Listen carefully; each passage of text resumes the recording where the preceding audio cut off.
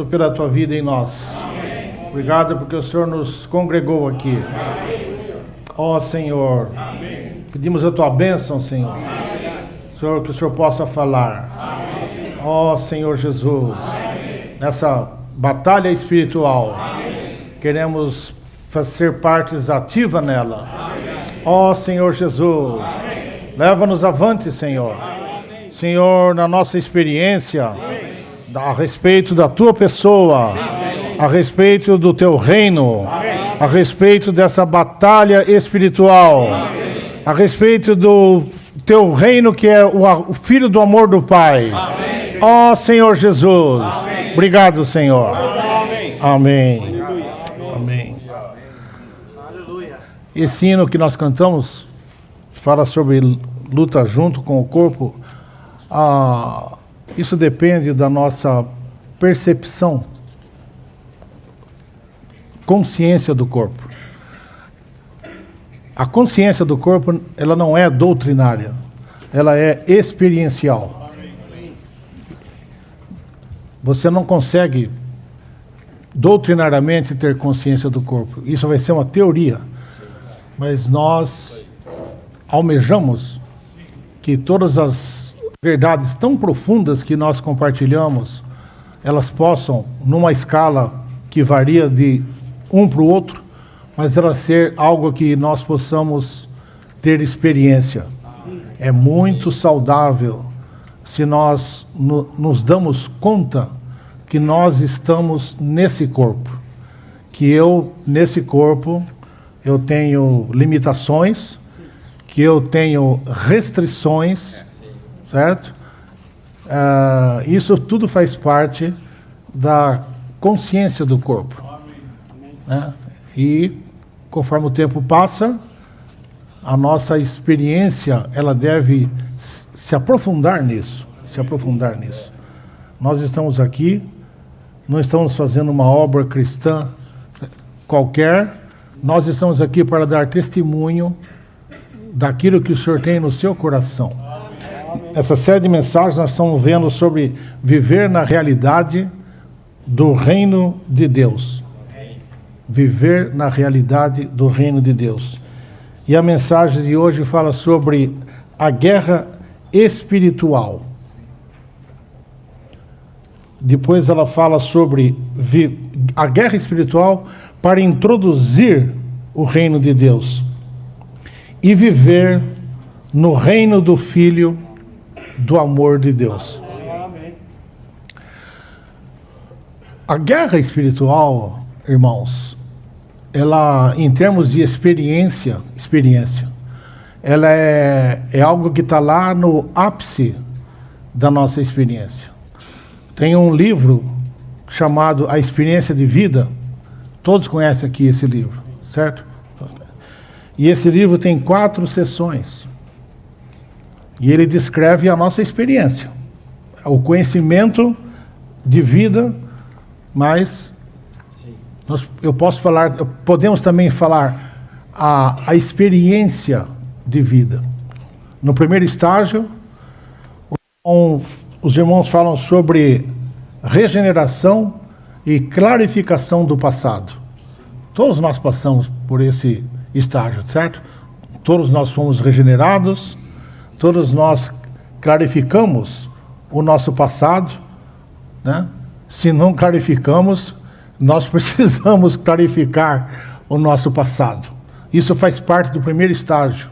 Espera-se que alguém que conhece o Senhor, a vida vai tocar nele e naquilo que o Senhor te toca, com relação ao passado, você precisa clarificar. Isso é uma questão de experiência e faz parte da nossa experiência. Consagração, segundo estágio.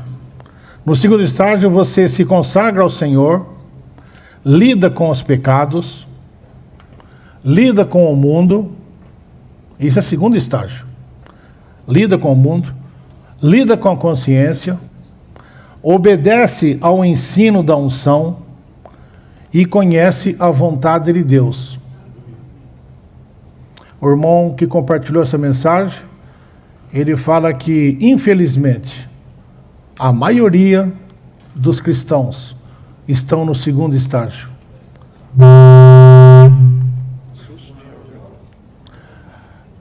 Peca, pede perdão, peca, pede perdão, vai para o mundo, depois se arrepende, volta para ter comunhão com Deus. Isso é tudo acontecendo na esfera do segundo estágio. Tá certo? Quer dizer, não tá, mas é isso aí, tá certo? Então esse é o segundo estágio. Aqueles que, né, são enredados, né, pelas coisas do mundo e etc. Isso tudo acontece no segundo estágio. E nós precisamos, né, quer dizer, espera-se que nós possamos avançar. Nós temos que avançar, né? E não estou aqui insinuando que ninguém aqui esteja no segundo estágio. Mas se alguém estiver, se nós estivermos, nós precisamos pedir pelo Senhor misericórdia para nós avançarmos para o terceiro estágio do conhecimento de vida ou da nossa experiência com o Senhor. Nesse terceiro estágio, nós conhecemos a cruz. Nós tratamos com a carne, com o ego, com a constituição natural. Nós aceitamos a disciplina do Espírito Santo e nós lidamos com o Espírito, ou tratamos com o Espírito. Nós somos enchidos com o Espírito Santo. Esse estágio, eu acredito que muitos de nós estamos nesse estágio, né? Estamos nos enchendo do Espírito, tratamos com a carne, tratamos com a constituição natural. Nesse estágio, nós começamos a discernir aquilo que é, apesar de ser bom, mas nós ganhamos luz diante do Senhor e vemos que não tem nada de errado, mas é natural. É natural. Esse tipo de visão, de percepção, só vem com o nosso crescimento em vida, certo? Não tem nada de... Você já passou daquele estágio de certo e errado. Pode ser que seja certo, mas é natural. Então nós precisamos distinguir essas coisas. Isso está no terceiro estágio. Quando nós passamos por esse estágio, aí nós chegamos no quarto estágio. Quarto estágio. A mensagem dessa noite, ela está no quarto estágio. Não está nem no primeiro, nem no segundo, nem no terceiro. Quando nós chegamos na questão da batalha espiritual, isso é uma questão do quarto estágio. Nesse quarto estágio, nós conhecemos o corpo. Isso é maravilhoso. Conhecer o corpo. Nós conhecemos a ascensão, certo? Conhecemos a ascensão. Quando os problemas vêm, se você ficar aqui na terra, você é presa para Satanás, né? Mas se nós estivermos em ascensão, se nós conhecemos a ascensão, nós sabemos que o Senhor já nos fez assentar nas regiões celestiais. É lógico que nós estamos na terra, mas o Senhor nos fez assentar nas regiões celestiais. Satanás vem te tentar, você fala, sinto muito, você já está derrotado, é uma questão de tempo que a sentença vai ser executada sobre você. E eu estou em ascensão. Nesse status, mesmo que você tenha feito algo errado, você tem posição para recusar a acusação do inimigo. Porque você está em ascensão. Ó Senhor Jesus. Então, conhecer a ascensão, reinar. Então, irmãos, conhecer o corpo, conhecer a ascensão, reinar, certo? Reinar. O pecado deixa de fazer de nós uma marionete, certo? Você subjuga. Você reina. Você reina.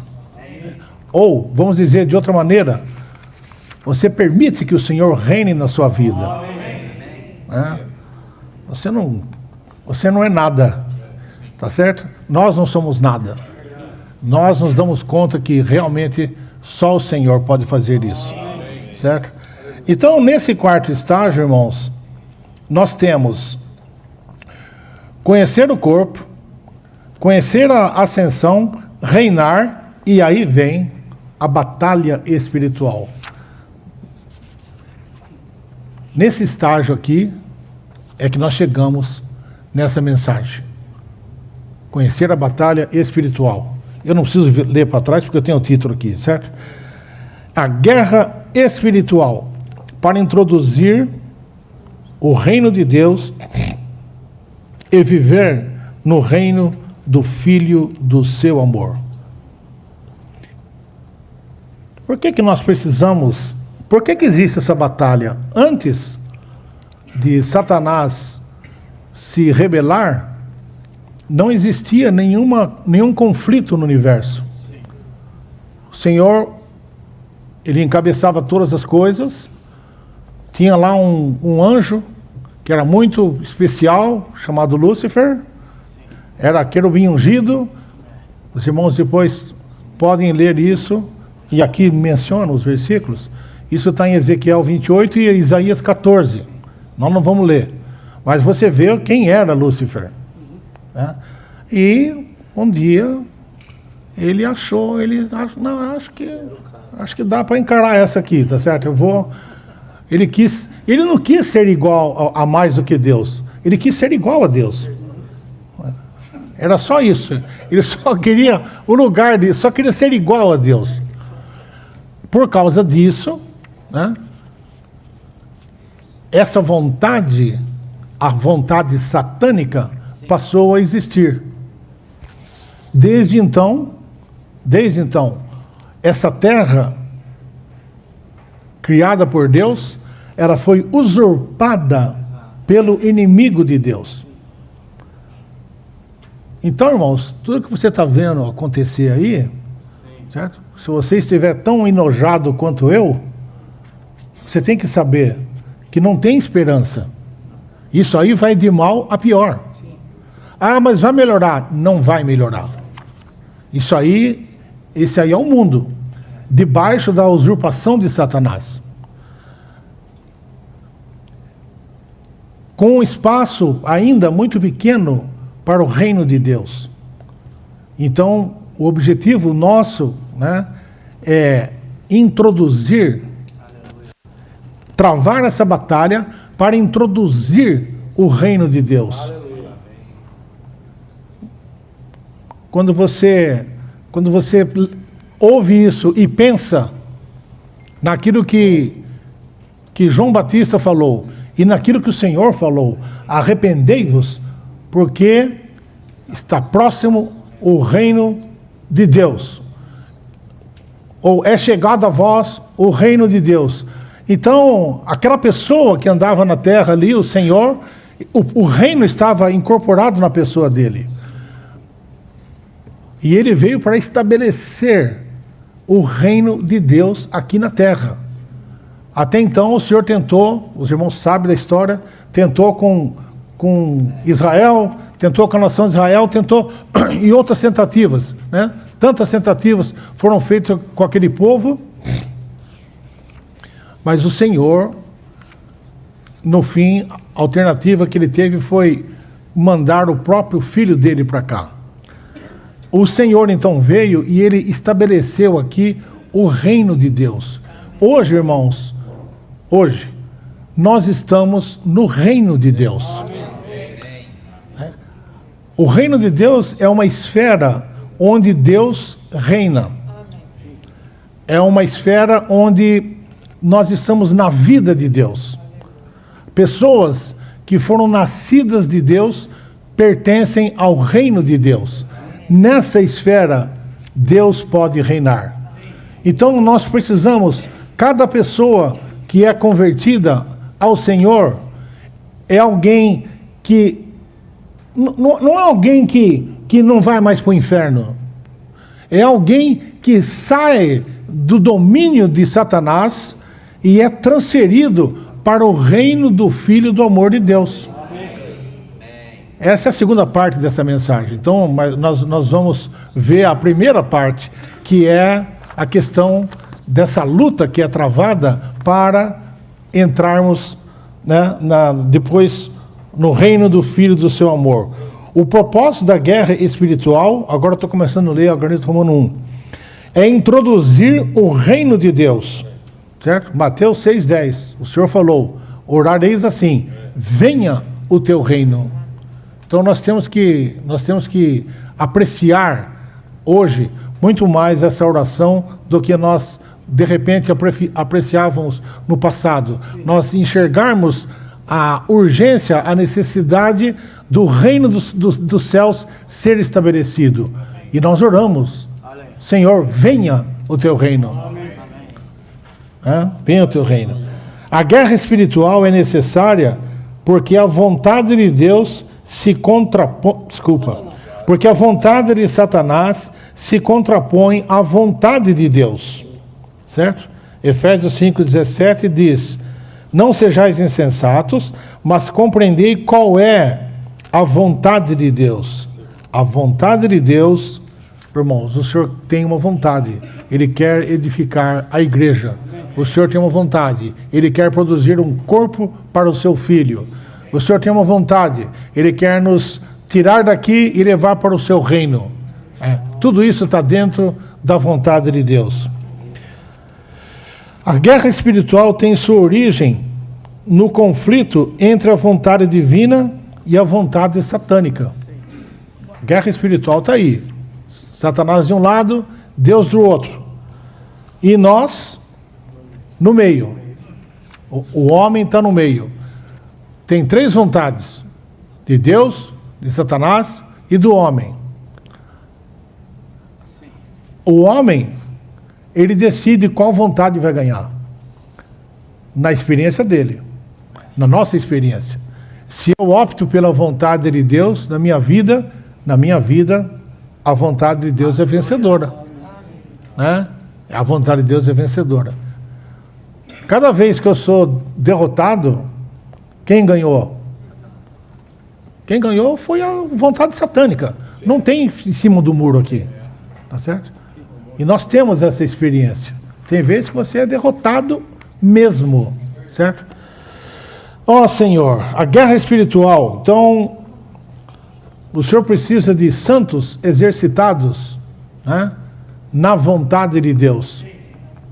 Para exercer a vontade de Deus aqui na terra. Quantos mais o Senhor conseguir que exercitam a sua vontade aqui, menos espaço Satanás tem para isso. O orgulho de Lúcifer, em sua posição e beleza elevadas, deu origem a uma intenção maligna que tornou-se a vontade satânica. Nós já comentamos sobre isso. Os versículos que estão aí abaixo mostram Ezequiel 28 e mostram Isaías 14. Antes do arcanjo de Deus surgir para contradizer a vontade divina, não havia guerra no universo. A rebelião de Lúcifer foi o início de todas as lutas que agora ocorrem entre as nações, na sociedade, na família e nos indivíduos. Eu, como um cristão, eu oro para o Senhor para parar a guerra lá da Croácia e da Rússia. Mas, conhecendo a natureza humana, certo? Eu não aposto. Eu dependo só se o Senhor quiser. Porque se depender da vontade desses homens que estão aí, essa guerra vai caminhar um pouco ainda. Por quê? Porque eles estão inconscientes, mas eles sim estão com uma marionete na mão de Satanás. Guerra aqui, solta uma bombinha ali, solta um drone aqui, faz isso e continua essa temperatura cada vez mais alta. Irmãos, qual que é a origem disso? Antes não havia guerra no universo. A rebelião foi o início. A rebelião de Lúcifer é o início das lutas que ocorrem entre as nações, na sociedade, na família e nos indivíduos. Ou seja, a coisa desce para o seu nível pessoal. A rebelião que Satanás começou, ela opera em nós. Opera em nós, se nós dermos lado.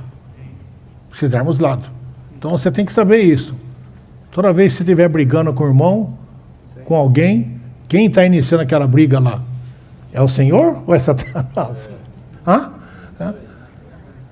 Se você achar que o Senhor vem aqui fazer uma briguinha, né? Lembra de Josué? Perguntou para aquele anjo lá, de quem é o seu lado? Você está do lado de Deus ou está do lado dos nossos inimigos? Aquele anjo falou assim, eu não estou em lado nenhum, eu sou do exército do Senhor. Né? O Senhor não toma partido nisso. Né? Deus quer que a sua criatura, o homem, lide com sua criação caída, Satanás. Para isso, a vontade humana deve posicionar-se com a vontade divina. A vontade humana deve se posicionar-se com a vontade divina. Irmãos, quando nós falamos de vontade, a vontade divina, vontade de Deus, né? O irmão que compartilhou essa mensagem, ele sempre compartilha isso. Ele fala, eu quero viver na vontade perfeita de Deus. Vontade. Nós estamos aqui, irmãos, para viver sob a vontade perfeita de Deus. Existe a vontade perfeita de Deus. E existe a vontade permissiva de Deus. Vontade permissiva de Deus é aquela que o seu filho, você não quer que ele saia de casa à noite, num sábado, ao invés de vir para a reunião. Ele quer ir com os amigos para não sei que lugar. Você não quer. Ele pede, você fala não. Aí a situação chega num ponto que você fala, vai. Quando você fala vai, ele vai debaixo da sua vontade perfeita ou da sua vontade permissiva? Vontade permissiva. Nós, irmãos, precisamos viver sob a vontade perfeita de Deus. Nós não devemos deixar por menos. Não devemos deixar por menos. Lutar para nós vivermos sob a vontade perfeita de Deus. A vontade perfeita de Deus. Foi para isso que nós somos criados. Nós precisamos ser absolutos com relação à vontade de Deus. Se nós sabemos que a vontade de Deus é A, não existe A menos e não existe A mais. É A. É simples assim. É simples assim. Pedro fala bastante sobre a vontade, o irmão compartilhou isso, eu pesquisei. Tem pelo menos 5, 6 lugares nas epístolas de Pedro. Eu não vou citar agora, mas Pedro fala sobre a vontade de Deus, fazer o bem, porque assim é a vontade de Deus. Vou ler uns versículos só para os irmãos. Porque assim é a vontade de Deus, que fazendo o bem, caleis a ignorância dos insensatos. Isso é 1 de Pedro 2,15. Depois fala assim em 1 de Pedro 4,2. Para que, no tempo que vos resta na carne, já não vivais em concupiscências humanas, mas na vontade de Deus. É muito rico. Depois, os irmãos, o segundo irmão, Ron Kengas, demora uma meia hora para você ler essa epístola. Vale a pena. E você leia procurando essa palavra, vontade. Tanto faz a primeira, tem mais na primeira epístola. Então é realmente muito, muito rico isso daqui. Como a igreja, nossa luta é para subjugar a vontade satânica e derrotar o inimigo de Deus. Aqui já entra uma questão coletiva. Nós subjugarmos a vontade satânica. Você sabe que subjugar, irmãos? Subjugar não é vencer aquela batalha ali. Subjugar, quando você vence alguém, ele pega e olha para você e fala, essa você ganhou, certo? Mas na próxima eu te pego. Agora, se alguém foi subjugado, ele não tem mais reação. É diferente. Subjugado é subjugado. Não tem troco. Não tem troco. Ah, na próxima eu te pego. Não existe isso. Ele foi subjugado. Então, como a igreja, a nossa luta é para subjugar a vontade satânica e derrotar o inimigo de Deus. Como igreja, nós temos que esperar cumprir Romanos 16, 21, né? Que fala que Deus em breve esmagará debaixo dos vossos pés a Satanás. Acho que é Hebreus, acho que é Romanos 16, 21. 16, 20? 16, 20. Bom, ou 20 ou 21. A guerra espiritual é a guerra contra o reino de Deus. A guerra espiritual é a guerra entre o reino de Deus e o reino de Satanás. Ó Senhor Jesus. O reino de Deus se contrapõe ao reino de Satanás. Isso é muito claro, né, irmãos? Isso é muito claro. O reino de Deus é eterno, no tempo e no espaço. O reino de Satanás não é eterno. Ele está fazendo aí, né, o que ele está pintando hoje e bordando, mas um dia já está determinado o fim dele. Um dia ele vai ser lançado no lago de fogo e acabou. Acabou. Então ele não é eterno. Ele dura muito, né? Já está aí há milhares de anos. Oxalá, eu nem sei quantos milhões de anos que ele está por aí rodando. Tá certo? Mas um dia isso vai ter fim. O reino de Deus, ele é eterno. E do Satanás não é eterno. O reino de Deus é legal, enquanto o reino de Satanás é ilegal, porque foi estabelecido pela rebelião contra Deus. O reino de Deus não virá automaticamente. Para que o reino de Deus venha, é necessária a guerra espiritual. Irmãos, a batalha espiritual, ela se dá principalmente por meio das nossas orações. Orações. Nós oramos em ascensão a partir de uma oração de vitória. Nós temos consciência que a vitória o Senhor já obteve. Hebreus 2,14, lá fala que o Satanás foi derrotado. Foi derrotado. Mas ainda ele está fazendo as coisas aqui na terra. Mas um dia isso vai ser executado. Como é que hoje, para que a vontade de Deus, para que o reino de Deus venha, é necessária a guerra espiritual. E essa guerra espiritual, nós travamos ela principalmente orando. Deixa eu fazer uma pergunta aqui. E eu preciso que vocês levantem as mãos. Dos que estão aqui, quem participa de uma reunião de oração? Pelo menos uma reunião de oração.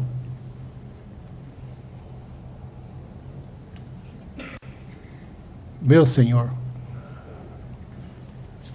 Tem muito poucos irmãos participando da reunião de oração.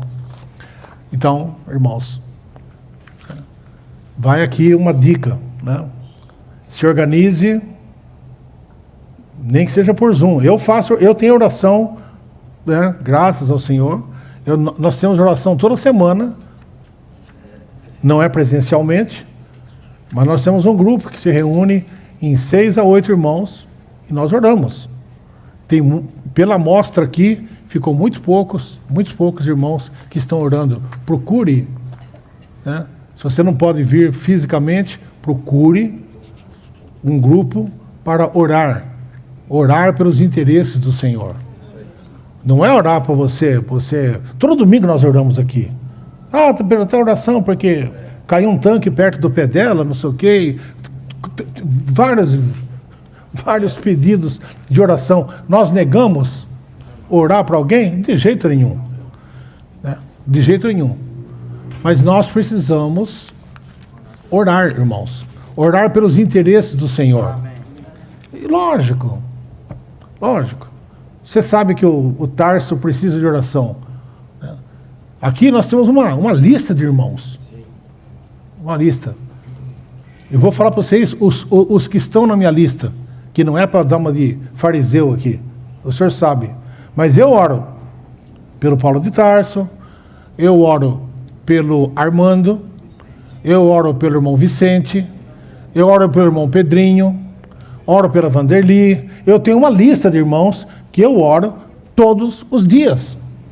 Todos os dias que eu vou orar, eu oro.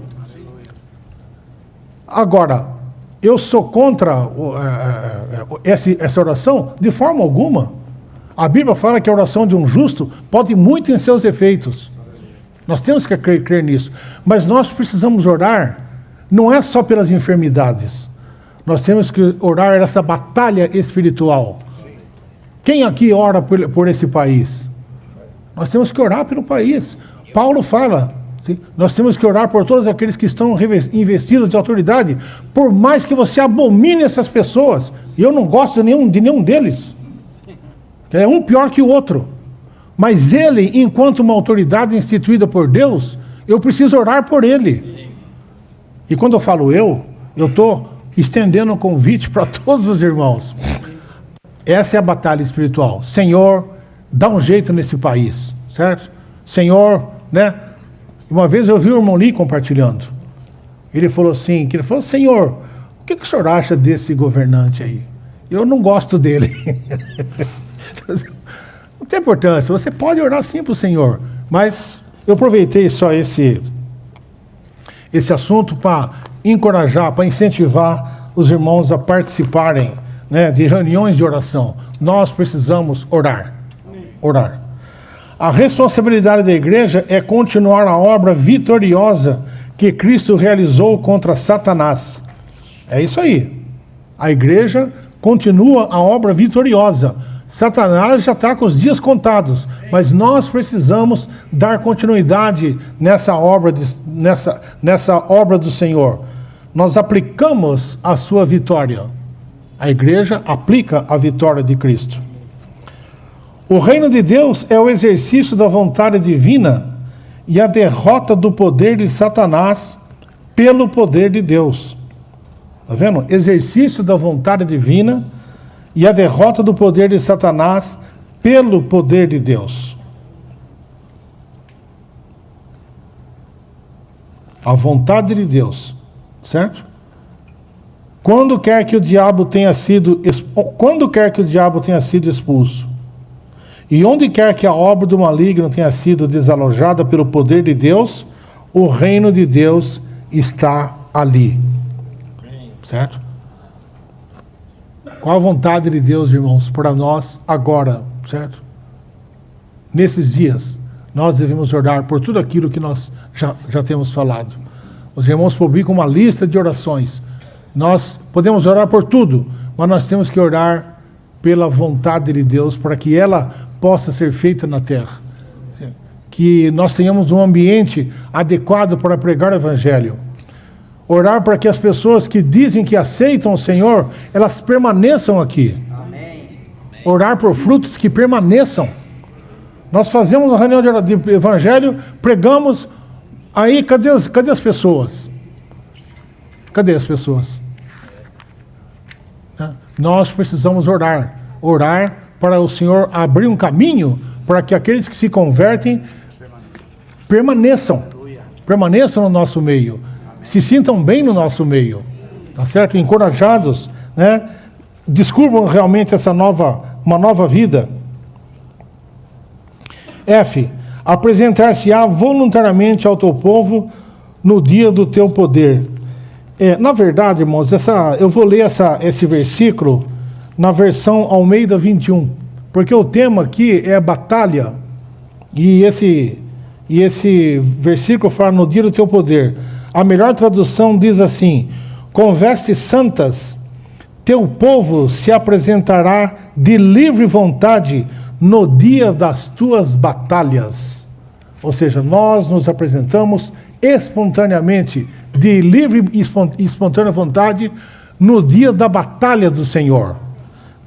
Esse Salmo 110, se um dia nós estudarmos ele, acho que os irmãos já ouviram algumas coisas a respeito disso, mas esse Salmo é maravilhoso, porque ele fala aqui que esses jovens aqui se apresentam no seu esplendor. O Senhor se compara a alguém que está no dia da batalha e ele precisa ser refrigerado. E nós somos essa água que sacia a sede do Senhor que está na batalha. Isso está nesse Salmo 110. Se nós continuarmos lendo, nós vamos ler isso aí depois. Depois não. Se nós continuarmos lendo o Salmo 110, leiam depois o Salmo 110 e tenham como pano de fundo o Senhor num campo de batalha. Tá? Num sentido espiritual, estamos agora no dia da guerra de Cristo. E para Ele, precisamos ser uma oferta voluntária, uma oferta de livre vontade. Nós cooperamos com o Senhor na batalha dele. Somos aqueles que é aquele riacho, né, que rega o Senhor. É muito rico aquele salmo. A fim de engajar na guerra espiritual para derrotar o inimigo de Deus e introduzir o reino de Deus, precisamos de uma consagração absoluta e cabal ao Senhor. Aos olhos de Deus, essa consagração é uma questão de esplendor. Né? Esplendor. Eu tenho uma nota. Daqui. Tem uma nota no Salmo 110. Se eu achar aqui, eu queria ler para os irmãos. Sobre esplendor. Aos olhos do Senhor, a nossa consagração voluntária, o nós nos oferecermos a nós mesmos a Ele, é uma questão de esplendor. Esplendor. Embora a igreja tenha se tornado degradada, através dos séculos tem havido uma linha daqueles que ofereceram a si mesmos espontaneamente para o Senhor no esplendor, na beleza da sua consagração. Então, mesmo com todo o problema que existe, tem havido sempre um número de santos que se consagraram ao Senhor, voluntariamente, para essa batalha que o Senhor está tendo. Batalha contra o seu inimigo.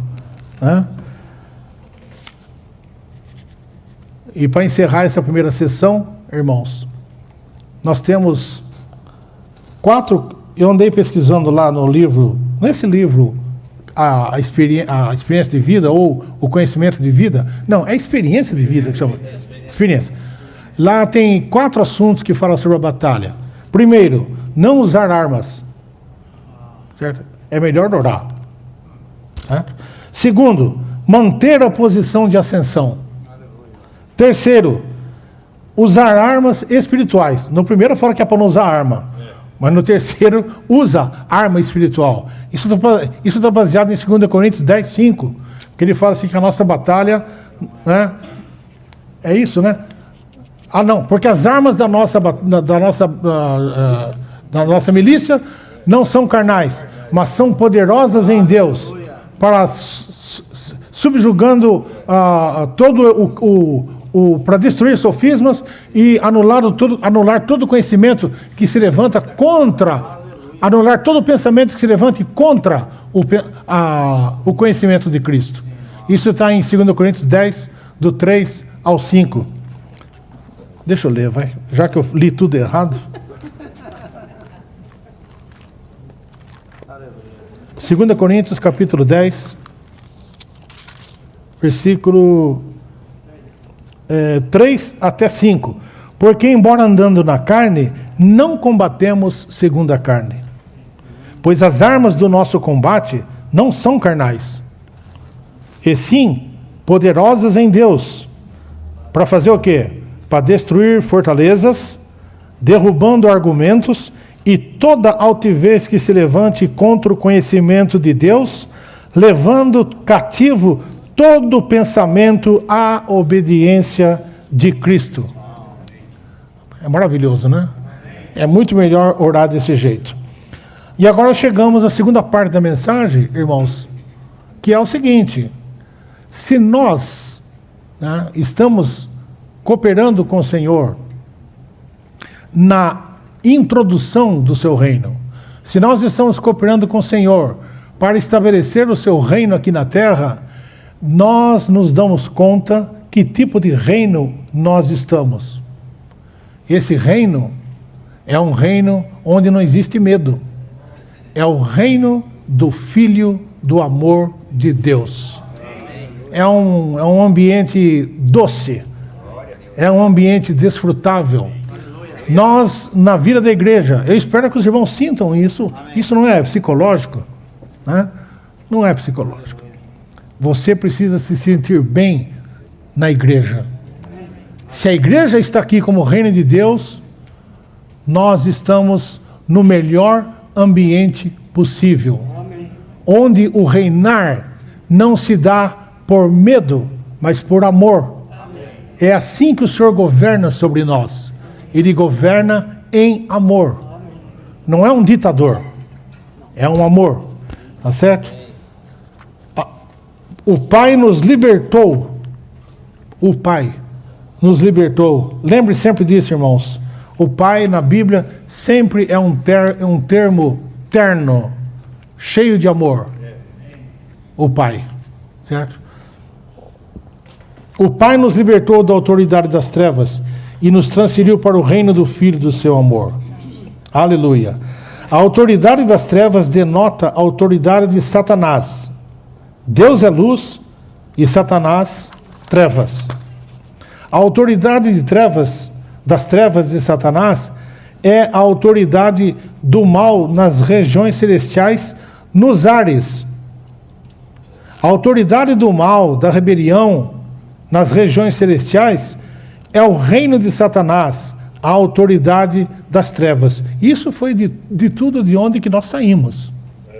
Tá certo?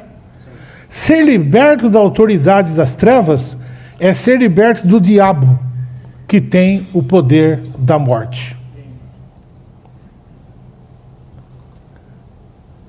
João 17,15. Não peço que os tires do mundo, e sim que os guardes do maligno. O Senhor orou por isso. Se nós confiamos na oração do Senhor, nós temos que nos sentir protegidos, guardados. Nós temos que conhecer o poder protetor de Deus, irmãos. E isso é no reino dele que nós conseguimos. Nós somos libertados do diabo pela morte de Cristo e pela vida de Cristo em ressurreição. Aleluia. Despojando os principados e as autoridades, ele os expôs publicamente, triunfando sobre eles na cruz. Isso aqui é Colossenses 2,15. E João 5,24 fala: em verdade vos digo, quem ouve a minha palavra e crê naquele que me enviou, tem a vida eterna. Tem a vida eterna. E não entra em juízo, mas passou da morte para a vida. Aleluia. Eu creio nessa palavra. O Pai nos transferiu para o reino do Filho do seu amor. Ele reina sobre nós nessa esfera, na esfera do Filho do amor de Deus. O reino do Filho do amor de Deus é a autoridade de Cristo. O irmão que compartilhou essa mensagem, ele não se atreveu a explicar esses textos aqui. Eu não vou me atrever também, certo? Ele falou: vamos ler e pedir para o Senhor nos iluminar. O reino do Filho do amor de Deus é a autoridade de Cristo. O Filho de Deus é a corporificação e expressão da vida divina. Portanto, o reino é do Filho como uma esfera de vida. Ou seja, tudo que era divino estava incorporado no Filho, o Filho de Deus. Ser transferido para o reino do Filho do amor do Pai é ser transferido para dentro do Filho, que é vida para nós. Nós somos transferidos não só para uma esfera, mas para uma pessoa. A pessoa do Filho. O Filho, como a ressurreição, é agora o Espírito que dá vida. Ele nos governa em sua vida de ressurreição com o seu amor. É assim que ele governa sobre nós, com o seu amor. Ele reina sobre nós com o seu amor. Quando vivemos pelo Filho como nossa vida em ressurreição, estamos vivendo no seu reino, desfrutando-o no amor do Pai. O fato de termos sido transferidos para o reino do Filho do amor do Pai indica que essa esfera de vida é em amor, não em temor. Nós não estamos aqui em temor, nós estamos aqui sendo governados no amor e na vida. É assim que o Senhor governa sobre nós. Colossenses 1,13, né, que fala sobre nos transferiu da autoridade das trevas. Não, ele nos libertou da autoridade das trevas e nos transferiu para o reino do Filho do seu amor. O reino no qual nos encontramos hoje é uma esfera cheia de vida, luz e amor. O Filho, como objeto do amor divino, torna-se para nós a corporificação da vida divina no amor divino, com a autoridade de ressurreição. Esse é o reino do Filho do amor de Deus. Eu vou ler de novo isso aqui, irmãos. O Filho, como objeto do amor divino, torna-se para nós a corporificação da vida divina no amor divino, com a autoridade de ressurreição. Esse é o reino do Filho do amor de Deus. Ó Senhor. O Pai nos transferiu a uma esfera onde nós somos governados em amor com vida. Aqui, sob o governo e restrição celestiais, quanto mais tempo passa, mais você precisa ter uma sensação de restrição. Eu espero que hoje a nossa sensação de restrição seja maior do que aquela que nós tínhamos há 10 anos atrás. Certo? 10 anos atrás eu fazia bastante coisa que eu não faço mais hoje. Porque o Senhor, ele, por algum motivo, né, você começa a descobrir que Ele é mais precioso, a vida dele é mais importante, as coisas dele são as que importam, né? Nós nos damos conta que muita coisa que nós corremos às vezes é atrás de vaidade e amanhã aquilo não tem mais nada. Mas o Senhor, e baseado nisso, você se restringe. Você vive restringido. Essa palavra aqui é a mesma palavra usada em 2 Coríntios 5,14, que lá fala que o amor de Cristo nos constrange.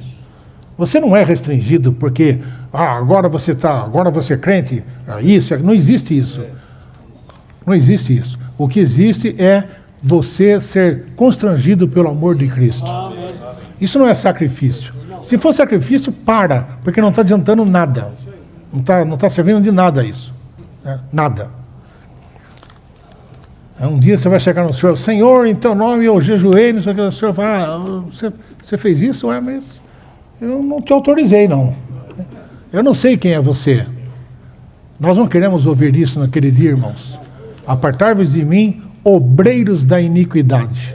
É uma palavra muito pesada, mas alguns, infelizmente, muitos cristãos vão ouvir essa palavra. Vocês fizeram, o Senhor não nega que fez, mas eu não autorizei vocês. O Pai nos transferiu a uma esfera onde nós somos governados em amor com vida. Eu já li isso aqui, né? 2. Que nesse reino desfrutamos Cristo e temos a vida da igreja. Aleluia! Você desfruta de Cristo e tem a vida da igreja. Isso é esse reino. O reino do Filho do amor de Deus é um aspecto crucial da vontade de Deus. Deus é um Deus de propósito, tendo uma vontade proveniente do seu prazer. Ele criou todas as coisas para a sua vontade, a fim de realizar e cumprir o seu propósito. Por causa da vontade dele, isso está escrito em Apocalipse 4:11. Olha esse versículo, irmãos. Tu és digno, Senhor, e Deus nosso, de receber a glória, a honra e o poder, porque tu criaste todas as coisas, e por causa da tua vontade vieram a existir e foram criadas. Então, todas as coisas foram criadas por causa da vontade de Deus. Interessante, né? É muito rico isso. A vontade eterna do Pai é edificar a igreja sobre Cristo, Filho, como a rocha. Mateus 16:18, todos conhecem. Eu vou ler um trecho que está no dia 4. Diz assim: se vivermos na realidade do reino dos céus, faremos a vontade do Pai que está no céu. Parece coerente, né? Se vivermos na realidade do reino dos céus, faremos a vontade do Pai que está no céu. Estamos aqui para o cumprimento da vontade do Pai. O Pai tem uma vontade, mas só podemos cumpri-la pela sua vida. Só com a vida do Pai nós podemos cumprir. Essa vontade é edificar a igreja sobre o Filho como a rocha. Os crentes que vivem na realidade do reino dos céus e experimentam coletivamente o dispensar da Trindade divina, tomarão o caminho que leva à vida. Aleluia! Se hoje nós estamos aqui coletivamente recebendo o dispensar da Trindade divina, nós tomaremos o caminho que leva à vida. A vontade de Deus é obter um corpo para Cristo, para ser a sua plenitude, a sua expressão. Para ser a sua plenitude, a sua expressão. O reino é totalmente uma questão da vontade de Deus e cumpre plenamente a sua vontade. Na verdade, o reino é a vontade de Deus. Né? Muito bom. Como povo do reino, aqueles que vivem no reino do Filho do amor de Deus, estamos aqui na terra para fazer a vontade do Pai. Aleluia. Oxalá que cada vez mais nós façamos a vontade do Pai, né? A vontade perfeita do Pai, não vivendo na vontade permissiva, certo? Eu confesso que eu tenho meu tempo com o Senhor de manhã, mas de noite eu não sou essas coisas, né? Mas o irmão que compartilha essa mensagem, ele fala, ele tem por hábito, ele tem comunhão com o Senhor e fala: Senhor, alguma coisa que eu fiz hoje que não foi de acordo com a tua vontade, por favor, trate agora, limpa, me perdoa. Ele trata isso diariamente. Eu considero isso uma boa prática, apesar de eu não ter essa prática. Mas eu quero me esforçar para ter esse tipo de comunhão com o Senhor. Amém. Senhor, alguma coisa hoje, limpa hoje. Aí você dorme em paz, tá certo? No reino do Filho do amor de Deus, há apenas uma pessoa, o Cristo todo inclusivo, e um só caminho, a cruz. Certo? A cruz, a igreja e o reino.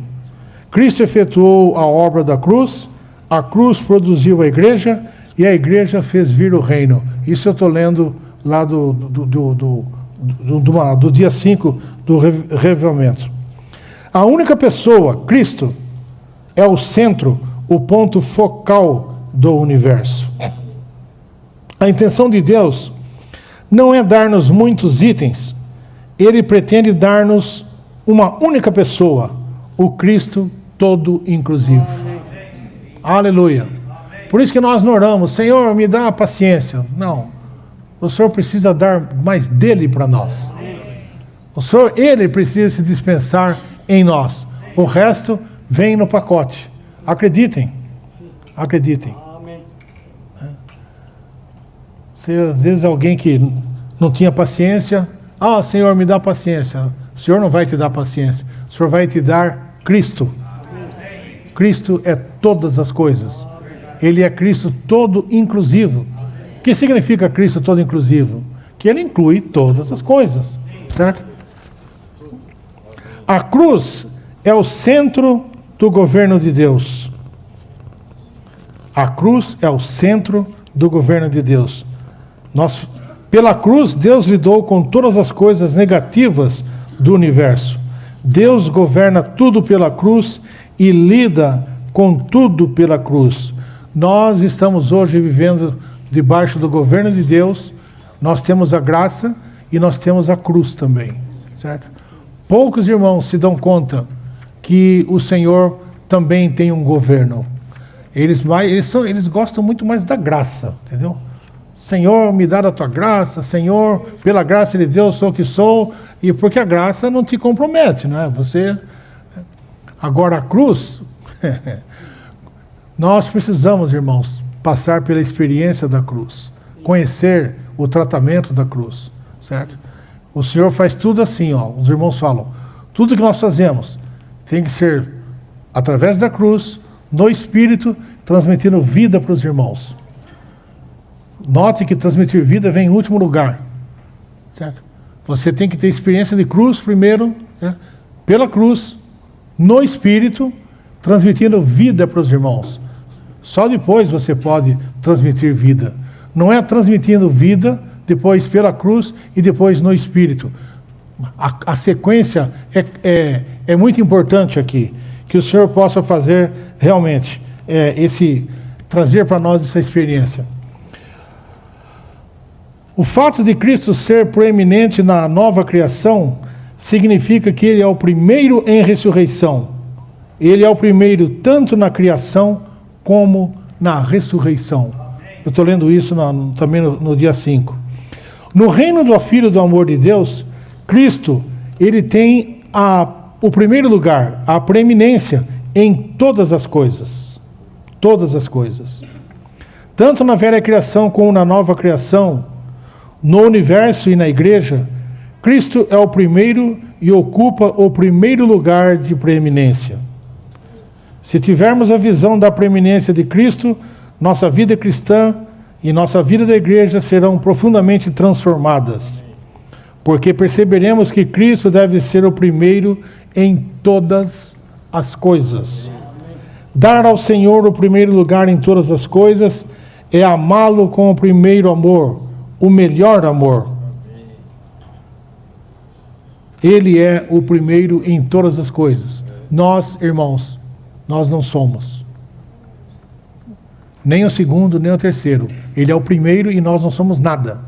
Depois do primeiro não tem segundo. Certo? Ele é o primeiro lugar em todas as coisas. Quem é o segundo aqui? Alguém se atreve? O Senhor é aquele que tem a preeminência em todas as coisas. Se tivermos... Não, estou lendo errado. Dar a preeminência a Cristo, para dar a preeminência a Cristo, devemos estar dispostos a ser ajustados, quebrantados e nos tornar nada, para que Ele tenha caminho em nós, por meio de nós e entre nós, para a edificação do seu corpo orgânico. Teve uma irmã que escreveu para esse irmão que compartilhou a mensagem, mandou um e-mail para ele. Achei atrevida essa irmã. Ele falou, você não é nada. Você está pensando que você é o quê? Você não é nada.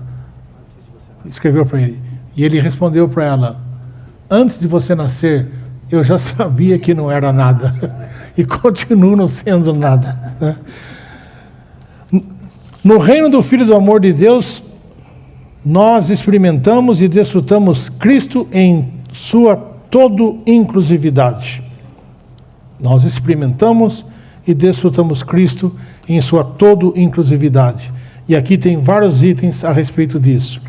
Cristo é a corporificação do Deus triuno, aquele em quem toda a plenitude da deidade habita corporalmente. Cristo é a nossa porção da herança, nossa boa terra, a herança divina para o nosso desfrute. Cristo é a realidade de todas as coisas positivas no universo. Amém. Amém. E Colossenses 2, 16 e 17. Portanto, ninguém vos julgue por causa de comida e bebida, ou a respeito de dias de festa, ou lua nova, ou sábados, pois tudo isso é sombra das coisas vindouras, mas o corpo é de Cristo. Amém. Cristo é aquele que está sentado à direita de Deus. Cristo habita em nós como nossa esperança da glória. Cristo é nossa vida. Cristo é o constituinte do novo homem. Que o Senhor nos abençoe e que nós possamos ser aqueles que sejam ativos na introdução do reino de Deus aqui na terra e que possamos viver na realidade desse reino, no reino do Filho do seu amor. Amém.